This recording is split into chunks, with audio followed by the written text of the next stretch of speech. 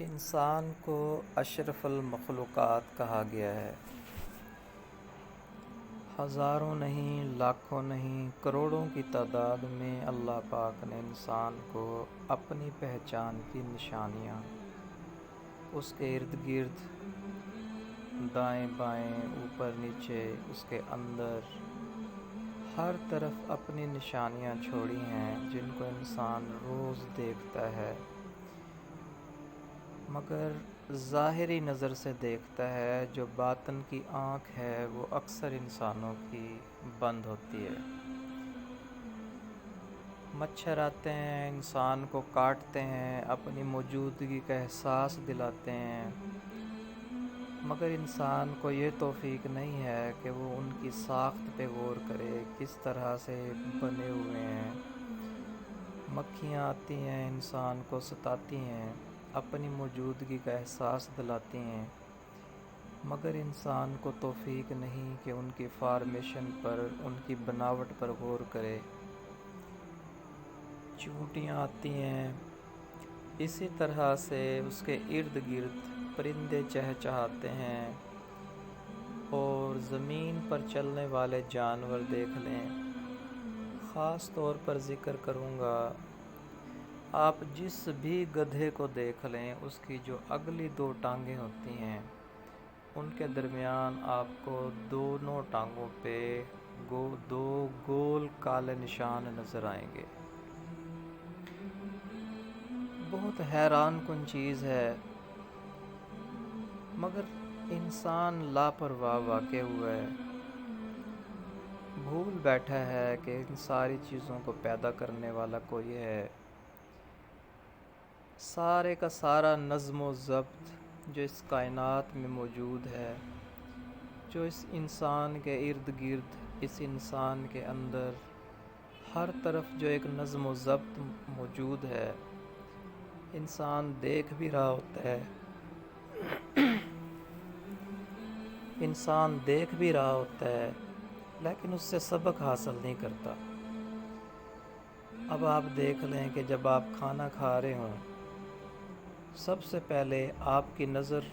اس کھانے کو دیکھ کر پاس کرتی ہے کہ یہ کھانے کے لائق ہے، نہیں ہے۔ پھر آپ کے ہاتھ اس کھانے کو محسوس کرتے ہیں کہ یہ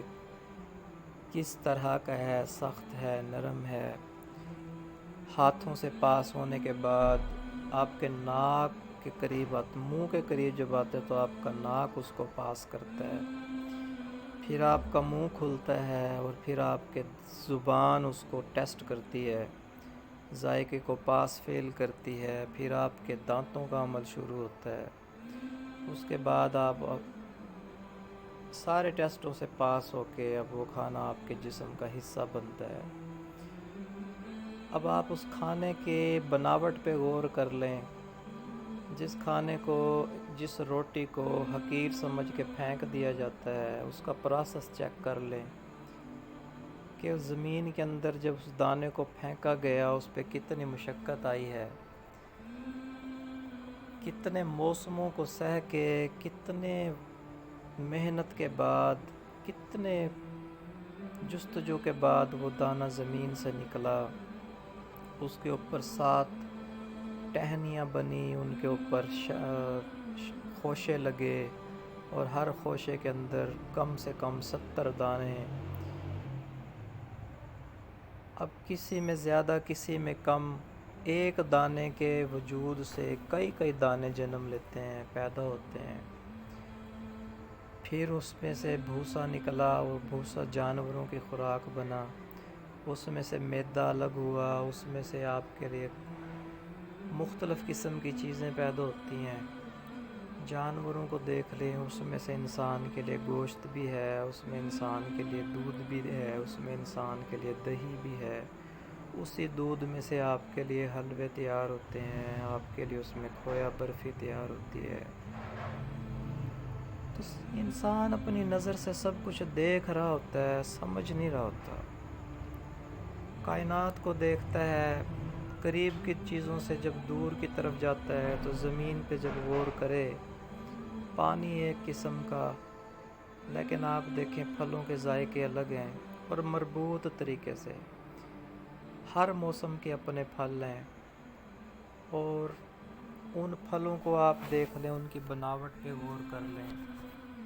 اب اگر آپ مالٹے کی بات کرتے ہیں تو دیکھیں اندر کتنی ترتیب سے اس کی شاخیں ہوتی ہیں، اور ہر پور کے اندر اس کے بیج کو دیکھیں کیسے سلیقے سے سجا ہوا ہوتا ہے، اور اس کا جو ایک وہ گول گلدستہ بنتا ہے اس کو کور کرنے کے لیے دیکھیں چھلکا کتنی خوبصورتی سے اس کے اوپر اس کو کور کرتا ہے، نرم چیز کے اوپر کس طرح خوبصورتی سے مالٹے کا چھلکا ہوتا ہے۔ اور پھر آپ کیلے کو دیکھ لیں، اس کے اندر اس کے بیج کس ترتیب سے ہوتے ہیں، اور اس کے اوپر جو اس کو کور کرنے کے لیے چھلکا ہے، آپ اس کے اوپر غور کر لیں۔ آپ کھجور کو دیکھ لیں، کچھ چیزوں کے بیج ان کھجور کے اوپر دیکھیں کوئی کور نہیں ہے، اس کا بیج اس کے اندر چھپا ہوا ہے۔ اور کچھ چیزوں کو آپ دیکھ لیں، مثال کے طور پہ آپ تربوز کو دیکھ لیں، اب اس میں باہر چھلکا ہے، خول ہے، اس کے اندر دیکھیں نرم گودا ہے، اس کے اندر بیج کتنی بناوٹ کے ساتھ لگے ہوئے ہیں۔ میرے بھائیوں، اللہ نے اپنا تعارف خود کرا دیا ہے، انسان کو سمجھ شعور دے دیا، لیکن مسئلہ یہ ہے کہ انسان اس سمجھ شعور کو اپنی حرص اور ہوس کے اندر لگا دیتا ہے، اللہ کی تخلیقات پر غور کر کے مالک کی طرف رجوع کرنے کی صلاحیت سے جو ہے نا محروم ہے۔ اس نے اس صلاحیت کو ترقی کے نام پہ دنیا کو مقصود بنا لیا، اس کی ساری جو ذہنی صلاحیتیں ہیں وہ اس میں لگ گئی ہیں کہ وہ اپنی دنیا کو اچھا کر لے۔ سب کو پتہ ہے کہ انسان کی جو دنیا ہے وہ بہت محدود ہے، لاکھوں روپے لگا کے ابھی ڈاکٹریٹ کے 5ویں سال میں انسان ہوتا ہے، اور فرشتہ آ کے کہتا ہے چلو تمہارا ٹائم ختم ہو گیا۔ بتائیں اس کا انسان کا کیا بنے گا؟ آپ اللہ کے ساتھ اپنا جو تعلق ہے اس کو مضبوط رکھیں، پھر آپ چاہے ڈاکٹر بنیں، چاہے انجینئر بنیں، چاہے کمپیوٹر کے ماہر بنیں، سائنٹسٹ بنیں، جس بھی فیلڈ میں جانا ہے آپ خوشی کے ساتھ جائیں، لیکن یہ ہے کہ آپ اللہ کو پہچانیں اور اللہ کی پہچان حاصل کر کے زندگی کے ہر فیلڈ کے اندر ترقی کریں۔ میرے دوستو، میرے بھائیوں، فکر آخرت کو اپنائیں، اپنی زندگی کا جو اصل مقصد ہے اس کی پہچان کریں، اور اپنی زندگی کو جو ہے حضور اکرم صلی اللہ علیہ وسلم کے طریقوں کے اوپر گزاریں۔ امید ہے آپ کو یہ محاسبہ، یہ بات چیت پسند آئی ہوگی، تو اچھائی کی باتوں کو فروغ دیں، اس پیغام کو آگے جتنا ہو سکتا ہے دوسرے بھائیوں تک پہنچائیں۔ امید ہے اللہ رب العزت ہمارے ایمان کی حفاظت کریں گے، اور ہمیں جو ہے